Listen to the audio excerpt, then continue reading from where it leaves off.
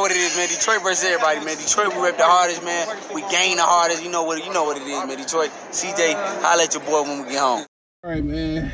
Get some videos in the car, man. Let's talk about Erickson Lubin. I heard there's just a rumor, other inside information, just a rumor that Erickson Lubin could be taking on Carlos Castaño's, two former Jermell Charlo opponents.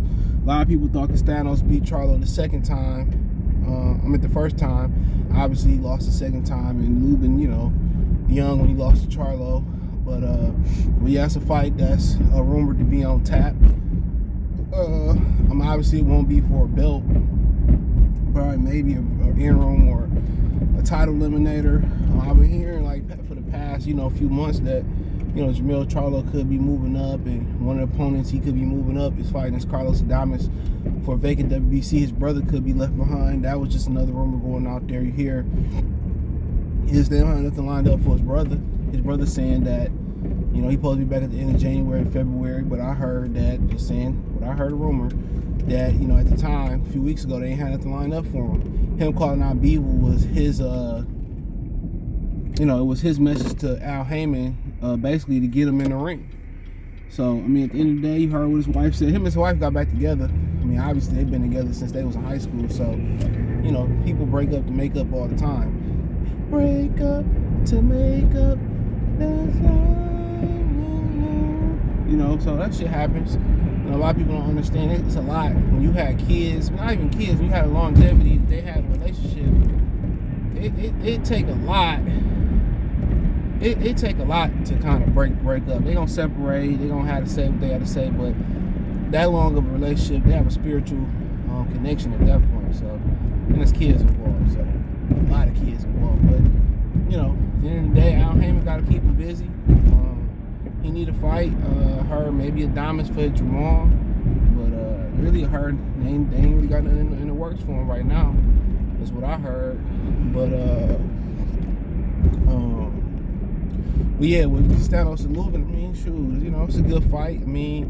To a lot of people, it seemed like it's a little soon for Lubin, but Kobe said he seen Lubin at one of the fights. He was 100% healed. So he didn't really have, his face was 100% good. Maybe it was maybe it looked worse than it actually was. And Castaño's a hard fight, but he coming off getting knocked out too. So, might be a match made in heaven. They putting together some really good fight cards at PBC, it seemed like. At least, fights. I don't know if it's going to be on the undercard, the main event. Who knows at this point. The majority of their cards they announced going to be on pay-per-view. 2 Tank fights and the Ryan Garcia fight. They saying that they ain't even signed right now. So you're hearing a lot of just different things going on behind the scenes. You don't know how long they're going to be in business over at Showtime with Paramount and Golf Showtime, where they take Showtime and take Showtime content to the app. And if they do so, will they take boxing to the app with them? Who knows? Can't say.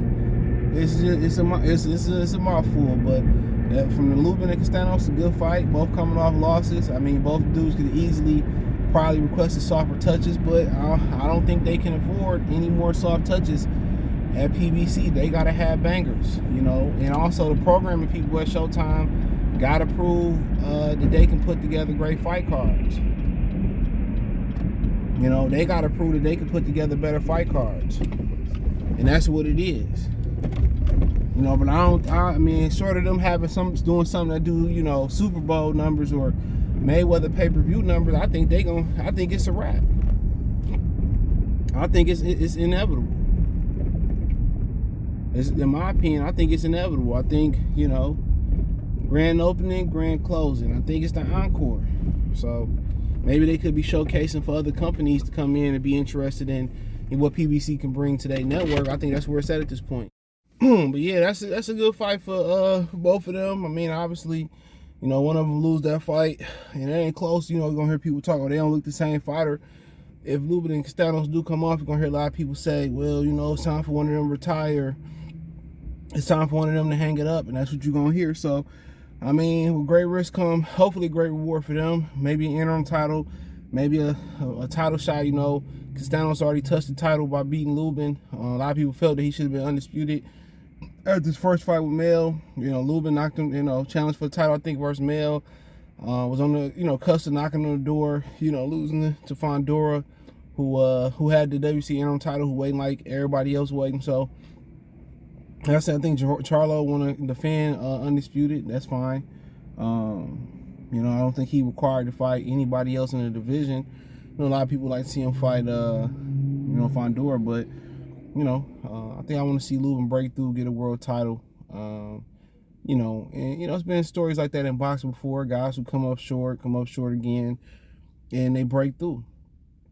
Look at Kiko Martinez down there at featherweight. The guy who got beat up by everybody, but hey, I think he had a night versus, was it Josh Warrington or whoever it was? Carl Frank, I forget who it was. He won a title, he got a title, Frankie Randall was another guy, a lot of people seeing him kind of as a journeyman. First man to technically beat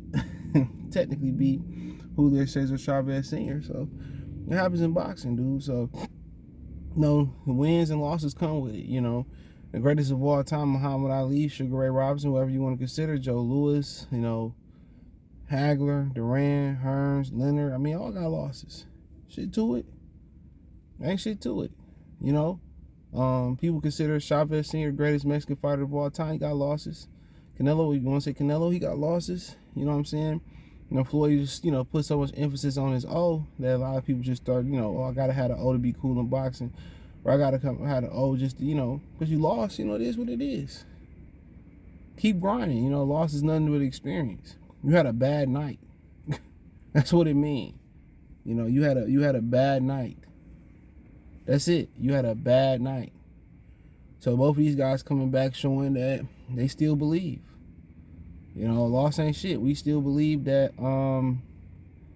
that we can come back, get a world title, challenge for a world title, and still be at the highest level. We had bad nights, and we got more great nights and wins ahead of us.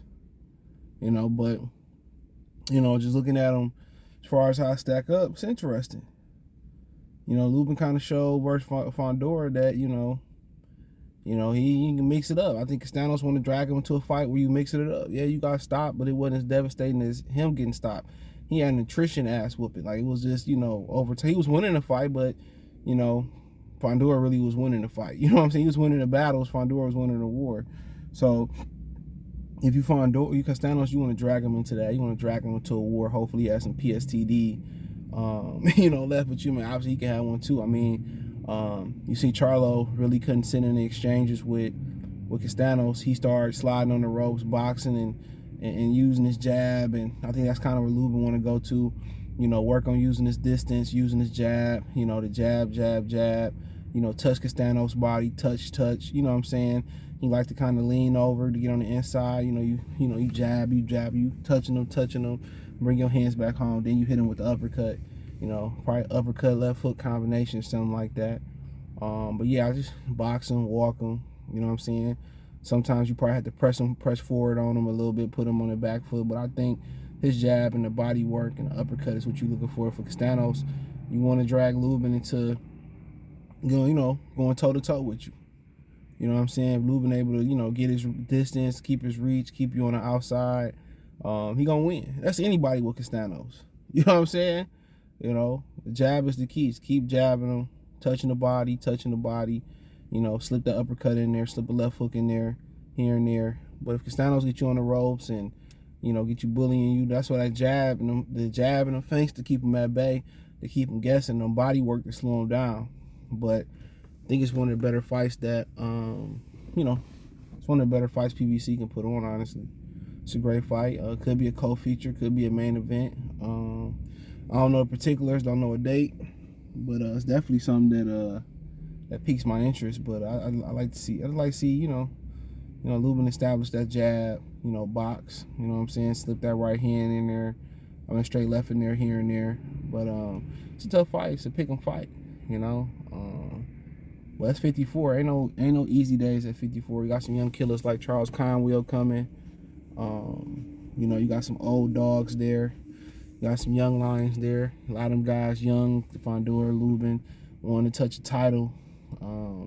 So Got some power punchers there, good boxers there. I mean, it's everything. Any given night, you know, you can lose in that division any given night. It's a high risk, low reward type of division.